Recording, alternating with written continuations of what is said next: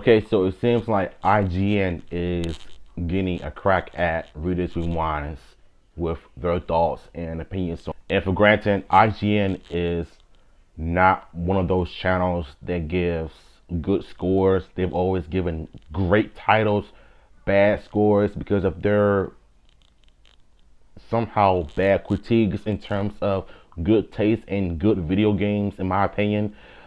But to say the least, at least they're acknowledging something good that is going to come out of 2024. Let's go, team! At a glance, it's pretty easy to get an idea of what Mighty Morphin Power Rangers Rita's Rewind is. A co-op arcade-style beat-em-up with gorgeous sprite art, bearing some very clear similarities to 2022's Teenage Mutant Ninja Turtles Shredder's Revenge all the way down to the naming convention. However, after kicking, punching, and morphing through the first 2 episodes, I'm happy to report that it's more than just a palette swap, and developer Digital Eclipse clearly understood the assignment, but also wasn't afraid to get creative in the margins. They sure wasn't.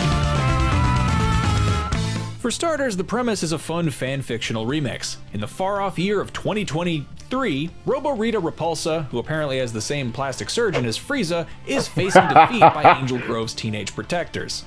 Assuming these are the same Rangers from the original series, they're at least in their late 40s at this point. Either way, that's a non-issue because Robo-Rita decides to travel back in time and join forces with her younger, less cybernetically augmented self to put an end to her enemies back when they were still in high school. There's no shortage of Easter eggs and fan service, but Robo-Rita isn't going back in time just to make the same mistakes all over again, so Rita's Rewind is really more of a remix. Anyone who knows the original series inside and out is in for some surprises. For instance, a boss fight against Chunky Chicken, an early Monster of the Week villain from the first season, has a second phase where an additional poultry-themed enemy appears, Turkey Jerk, who appeared in the second season. It's a cute joke at face value, but the deep-cut reference here is that in the original series, Chunky Chicken's costume was repainted and retooled to make turkey jerks, so basically the analog kaiju suit version of a palette swap. Hey, that's a foul play! Yeah! Like I said, the team at Digital Eclipse did their homework. If you've ever played a side-scrolling beat-em-up, you're already familiar with the core gameplay. This game looks so good. Choose your ranger. Up to 5 love players this team shot up right here. locally or online and gradually move their favorite Power Ranger towards stage left. Good luck, Rangers. Our heroes have to stop about every 20 feet to beat the crap out of a small army of Rita Repulsa's goons like Putty Patrollers and Tango Warriors, as well as any trash can, crate, or mailbox that looks like it might have health-restoring junk food hidden inside. Combat is one basic attack that can be combined with directional inputs to string together some rudimentary combos, plus one ultimate attack that can be activated when a meter is full. The ultimate attacks are appropriately over the top and trick. First played Zack in the first Super Nintendo game. They gave him like land power, like rocks, mountain rocks,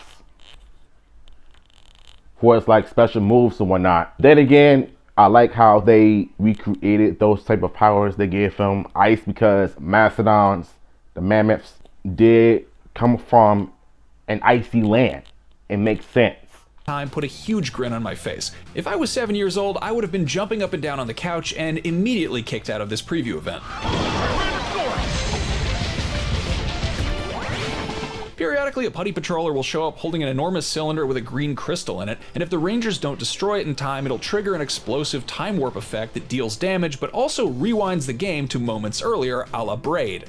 The game's visuals generally do a really good job creating the illusion that this is a retro game, all the way down to a CRT filter. The time warp effect breaks this illusion in a really cool way, making it seem for a moment like you're playing on an arcade cabinet that is about to short circuit and maybe electrocute you.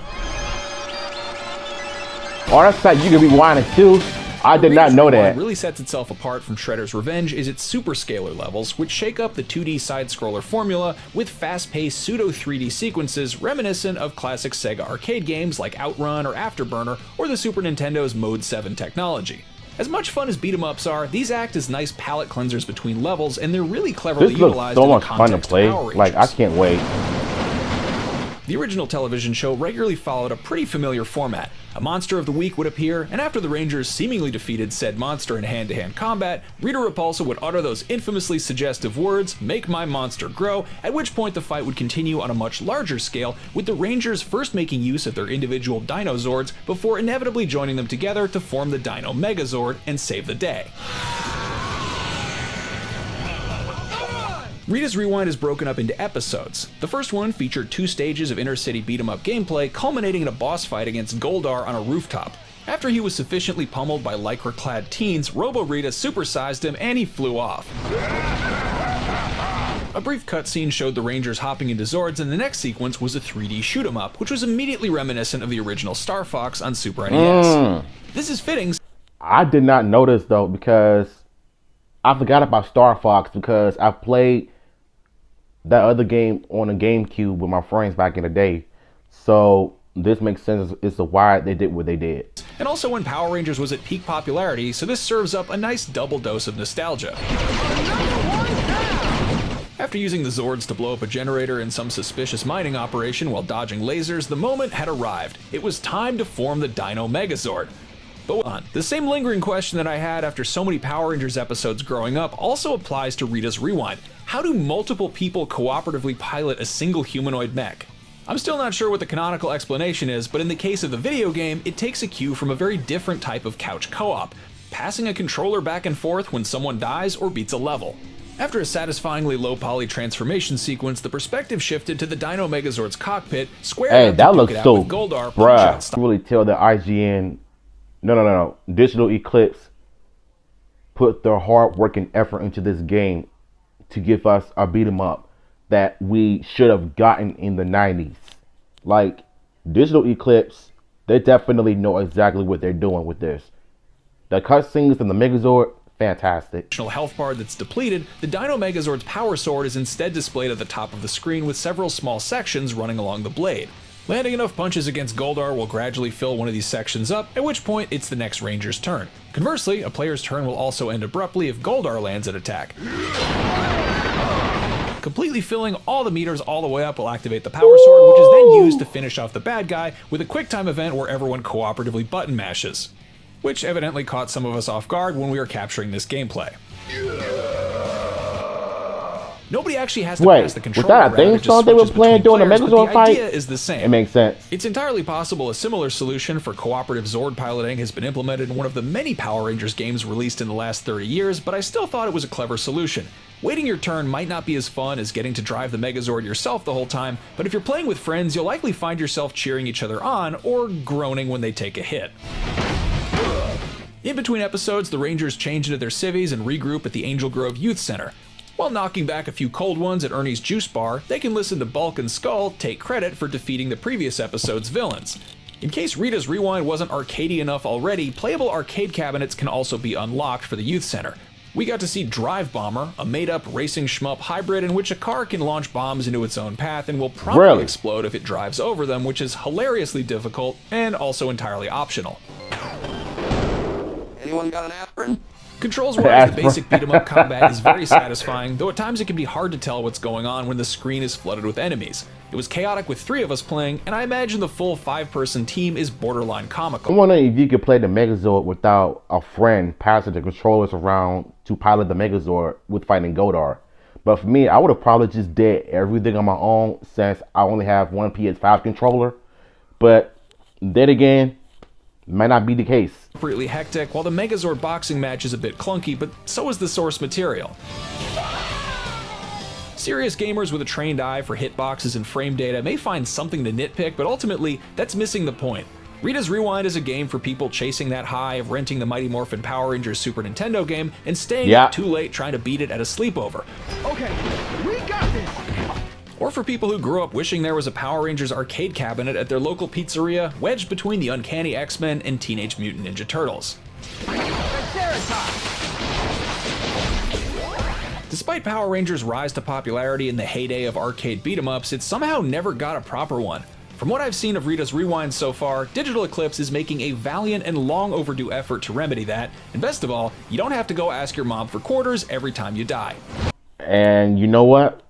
I wouldn't be surprised if Hasbro would have came out with an arcade cabinet if they add one of the machines at Chuck E. Cheese. And here's a little story for me. I remember going to Chuck E. Cheese a couple times when I was a little youngin'. And I remember seeing the TMNT arcade cabinet. I don't know if it was the 89 arcade game or is it Turtles in Time. I'm not sure, but I remember seeing one of those games, and I remember playing it one time. I never beaten the game, but I played it like a one time. Those was like the most memories I have going to Chuck E. Cheese was the TMNT arcade cabinets they had back in the day. But I wouldn't be surprised if Hasbro would have like created a Power Rangers arcade cabinet and added on to the Chuck E. Cheese, Pizza Hut, gas station, or whatever you want to go at, because you know there's going to be one arcade cabinet there. So yeah, our first time seeing the Megazord combinations. I wish they didn't have to like have friends play together when it comes to piloting the Megazord. As far as like piloting the controllers around, I mean, you could probably do that on your own as a one player, you know, playing one player. But at the end of the day, you know, game, by the time December comes, it's going to end up being talked about on Twitter.